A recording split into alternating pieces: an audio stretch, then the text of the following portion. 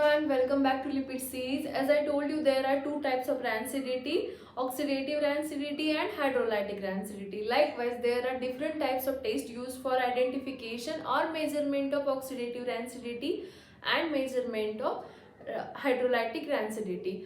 As I told you in last video, three types of tests which are peroxide value,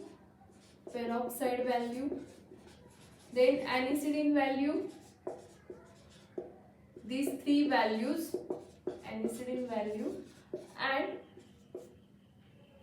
TBA value, thiobarbituric acid value, and from these two values we can calculate Totox number.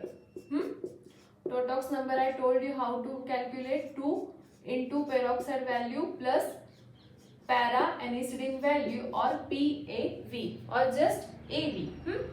These are tests used for measurement of oxidative rancidity. These tests, remember this, these tests or these numbers used to determine oxidative rancidity in unsaturated fatty foods. And to determine hydrolytic rancidity, there are two important tests which are acid value or two values used to determine hydrolytic rancidity. First is acid value and another one is saponification value. In last video I told you saponification reaction, when triglyceride react with alkaline in an alkaline condition, it will produce free fatty acids, salt of free fatty acids, sodium salt or potassium salt of free fatty acid or soaps and glycerol molecule. This saponification number, and these two values are used to determine hydrolytic rancidity.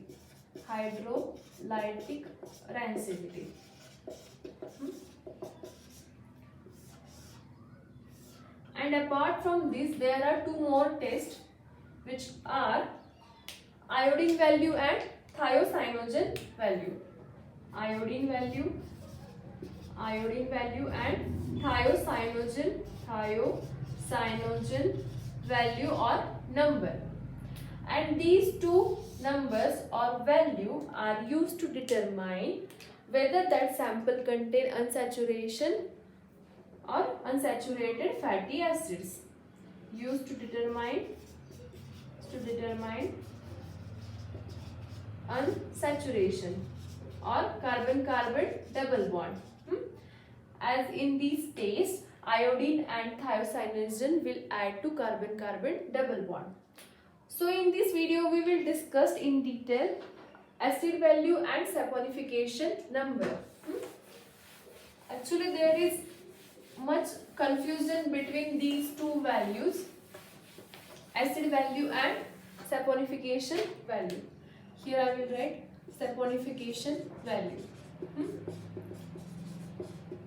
or number and acid value or number. And definition of these two value or taste.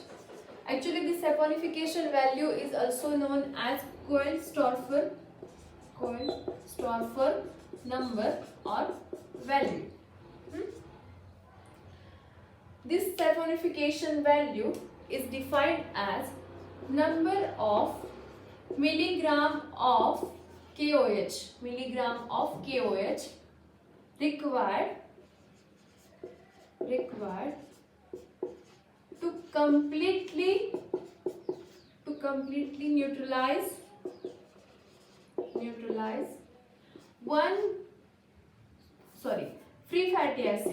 free fatty acids formed or liberated from 1 gram of substance or fat or lipid. And acid value is defined as number of milligram of KOH required to neutralize sample which contain fat. Suppose you have given 1 gram of sample. Here I will actually write.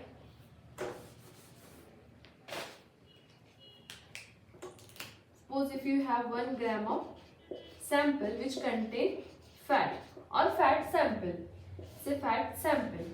Now that fat sample may contain triglycerides and free fatty acids. Now this sample may contain free fatty acid plus triglycerides. These initial free fatty acids present in that fat sample can be due to the action of air, moisture, enzyme, light, heat, temperature on triglyceride. These free fatty acids there can be due to hydrolysis of triglyceride by action of heat, air, moisture, naturally, moisture, temperature, along with triglyceride. Now this acid value is nothing but amount of KOH or milligram of KOH required to neutralize these free fatty acids. So here, number of milligram of KOH required to neutralize sample. Now this sample contains free fatty acid along with triglyceride. Here we have to neutralize these free fatty acids only. And in saponification value, we have to neutralize free fatty acids. Okay. I will clear this.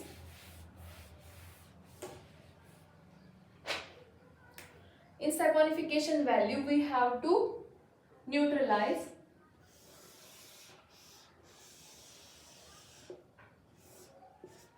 after hydrolysis of this 1 gram of sample,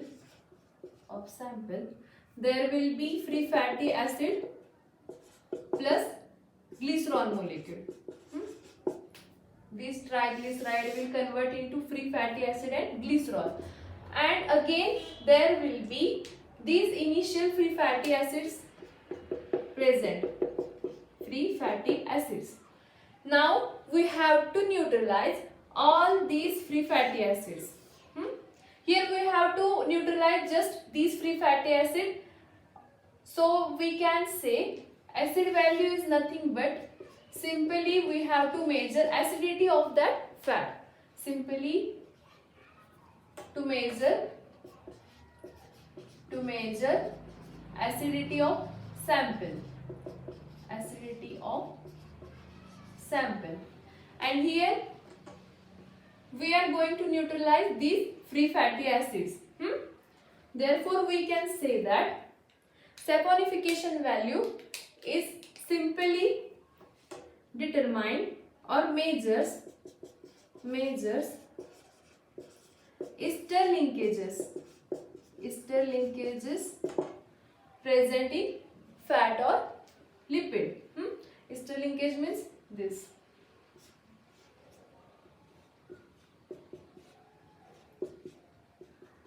These ester linkages. Or simply we can say saponification value is number of milligram of KOH required to saponify 1 gram of sample. So this is all about saponification value and acid value concept. Now I will tell you, if any sample of fat contain long chain fatty acids, this actually saponification value I will write here. Saponification value describes or determines carbon chain length, and this saponification value is inversely proportional to molecular weight of fat. After hydrolysis, if there are more number of long chain fatty acids present, long chain fatty acids means more molecular weight. Therefore, we will get less saponification value. And if that sample contains short chain fatty acids after hydrolysis, short chain fatty acids means less molecular weight. Less molecular weight means more saponification value. There are some examples with their saponification value. Remember these examples. Milk has saponification value 210 to 233, while coconut oil has saponification value from 250 to 264. And cottonseed oil, then lard and soybean, they have saponification value in the range of 190 to 200, while these are saponification value, fats and saponification value. And acid value of some oils or fats are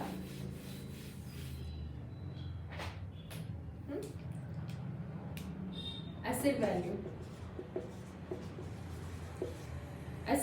of refined sunflower is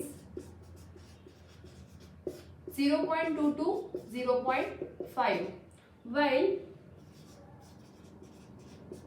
acid value of canola is 0.6 to 0.8. Well, crude palm oil has acid value between 7 to 50, and coconut and animal fat has acid value between 5 to 30. See here, there is a big difference between refined and crude oil, because these are refined. This is not refined. This is refined sunflower. Acid value of refined oils are lower and acid value of crude oils are greater, because in refining there is one process which is neutralization. This neutralization reduces free fatty acids present in oil. Therefore, acid value of refined oil are lower. Here I will write reason: because refined oil has less number of free fatty acids due to neutralization process. So this is all about saponification value and acid value. If you have sample and which has acid value greater, if you have sample with more acid value, then you can conclude that fat or that fatty food or that lipid has stored under improper conditions, and that is of bad quality or poor quality. More acid value means poor quality of oil. More acid value means more free fatty acids are present in that sample. Now there are two more important tests, which are iodine value and thiocyanogen value. These two tests are used to measure or determine whether that sample contain unsaturation or unsaturated fatty acids. Thiocyanogen and iodine will add to carbon-carbon double bond if that sample contain unsaturation. Unsaturation means carbon-carbon double bond. And more iodine value means more unsaturation. Suppose if you have this triglyceride molecule and this is ester linkage, these are free fatty acids, this is triglyceride. If that triglyceride contain unsaturated fatty acid, this is unsaturation means carbon-carbon double bond, then this unsaturation or this carbon-carbon double bond will absorb iodine. This absorb iodine value. Therefore, this carbon-carbon double bond will absorb iodine in iodine test, and in thiocyanogen test, this carbon-carbon double bond will absorb thiocyanogen. Thiocyanogen. Okay, here I will write iodine value can be defined as number of milligram of iodine absorbed by 100 gram of sample. 100 gram of sample. If any fat has more iodine value, then we can conclude that that oil or that fat sample has more unsaturation. More unsaturation. More iodine value means more unsaturation and more fresher oil. Fresher oil. There are some examples like milk. Sorry, not milk, animal fat. Animal fat like butter, then dripping. Dripping means melted fat from roasted meat. Dripping means here melted fat from roasted meat. Roasted meat. Dripping and lard. They have iodine value between 30 to 70. While almonds and olive like oil